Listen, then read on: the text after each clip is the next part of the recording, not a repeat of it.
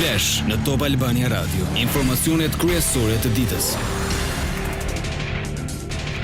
Përshëndetje, këto janë lajmet e orës 16. Përshëndetje. Skënder Hita në krye të policisë së shtetit, pas një procesi konkurrues të hapur prej disa javësh, kur kryeministri shkarkoi Ilir Prodën, sot në mbledhje qeveria ju dha grada drejtues madhor vendimin ministri i Brendshëm Besfort Lamallari përshkroi si të bazuar në merit, profesionalizëm e integritet. Aktualisht, Skënder Hita mban detyrën e drejtorit të policisë në qarkun Fier dhe më herët ka drejtuar blut e Durrësit e të Dibrës.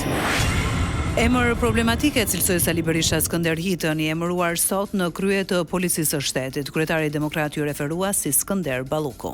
Lubizimi nuk është asgjë tjetër vetëm lubizimi organizatë kriminale. Dije ky, është thënë një muaj para që Lubia ka përcaktuar drejtor policie, drejtorin e Fierit. Pra, sidoqoftë, shumë shpejt do të paraqesim të gjithë materialet për te. Ky është Skënder Balluku, që sot e tutje do ta quajë drejtori Balluku. Ajola Xoxa do të gjykohet pa mas sigurie. Gjykata e posaçme i heq detyrimin e paraqitjes dhe ndalimin e daljes jashtë shtetit. Bashkëshortes së kryebashkiaku të Tiranës Erion Veliaj. Kërkesa e Xoxës u argumentua mbi gjendjen shëndetësore për shkak të shtatzënisë e komplikacioneve, teksa i duhet edhe të udhëtojë jashtë vendit për vizitë të specializuar. SPAK akuzon Ajola Xoxën për korrupsion pasiv në 9 raste në lidhje me subjekte tregtare dhe organizata jo fitimprurse, pastrim parash, mos deklarim pasurie dhe fshehje e të ardhurave. Dosja në ngarkim të saj po gjykohet në themel nga GKK-ja së bashku me Veliajn e disa biznesmen. Lajmet në internet në adresën www.topalbaniaradio.com.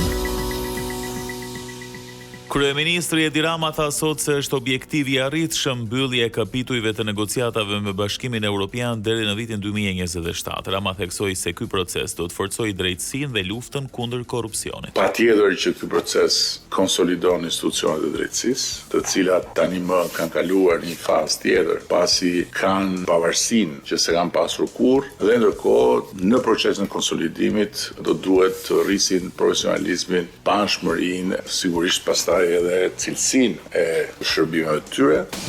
Ky proces siguron luftën kundër korrupsionit, jo thjesht si një luftë që zhvillohet në frontin midis institucioneve të drejtësisë dhe fenomenit korrupsionit, por si një luftë që zhvillohet në ndërkohë edhe në frontin e modernizimit, të transformimit institucional dhe të realizimit të një kapaciteti të gjithë shtetit për ta parandaluar korrupsionin. Siguria ushqimore mbetet një nga sfidat kryesore në rrugtimin evropian. Qeveria synon për shpejtimin e reformave dhe modernizimin e institucioneve. Reforma e inspektimit duhet të vazhdojë dhe është kyç drejtimi politik i reformës nga të gjithë ministrit në sensin e mbrojtjes së reformës nga ndërhyrjet partijake, qokat politike. Është e domosdoshme që ajo që ka filluar me AKU-n të vazhdojë të shtrihet me të gjithë inspektoratet e tjera.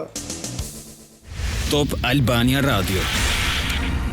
Kur çmimi i naftës kalon mbi 220 lekë për litër, automatikisht do të aktivizohet ulja e akcizës me 20%. Për herë të parë ministri i Financave Petrit Malaj sqaroi se mekanizmi do të jetë pjesë e vendimarrjes së bordit të transparencës, që do të përllogarisë uljen duke reflektuar direkt në çmimin final, me të cilin do ta tregtojnë kompanitë me pakicë. Në momentin që bordi i transparencës do të mblidhet dhe do të përcaktojë që çmimi i tregtimit me pakicë do të jetë 221 lekë, automatikisht në atë moment merret vendimi që çmimi i shitjes me pakicë do të jetë 221 lekë minus reduktimin e akcizës 20% që përkon me prapërsisht 8 lekë, pra do të jetë 213 lekë.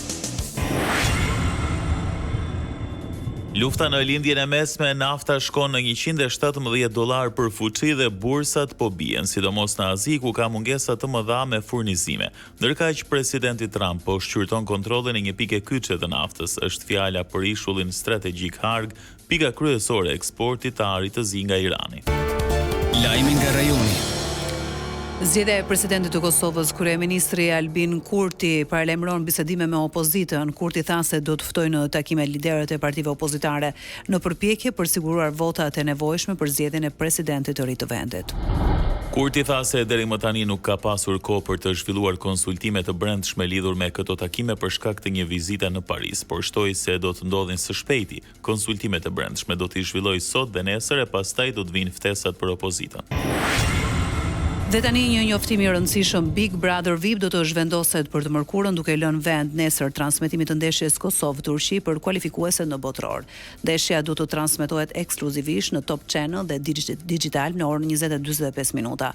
Kosova luan finalen për në botror përballë Turqisë pas fitores historike disa ditë më parë me Slovakinë. Sa i përket spektaklit Big Brother, kujtojmë se në nominim janë Mali, Edisa dhe Shëndriti, pasi ky i fundit hapi kutinë e Pandorës. Tashmë mbetet nga e mërkura e 1 prillit për të mësuar se cili do të jetë banori më pak i votuar nga publiku dhe përpasoj do të eliminohet nga gara.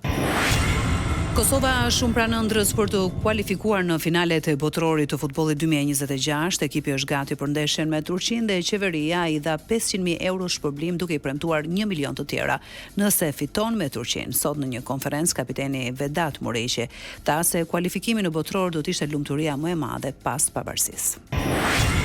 Kombëtarja shqiptare Kuqezi vijon përgatitjet për miqësoren me Ukrainën në Valencia të Spanjës. Pas një dëmtimi, sulmuesi Ernest Muçi u largua nga grumbullimi, ndërsa Yasir Hasani mbetet në dyshim. Mesfushori pësoi goditje në gjurin e djathtë gjatë stërvitjes. Trajneri Silvinho duhet të rishikojë planet në prag të sfidës që nesër në 20:45 vjen live në SuperSport 2 në digital. Parashikimi i motit. Në orët në vijim, vendi ndikohet nga mot me kthjellime si dhe alternime vranësirash të pakta deri mesatare kalimtare, përshëndruar në relievet malore, në veri e lindje. Në veri shoqërohen me shira të dobët e afat shkurtër. Temperaturat variojnë nga -1 deri në 19 gradë Celsius.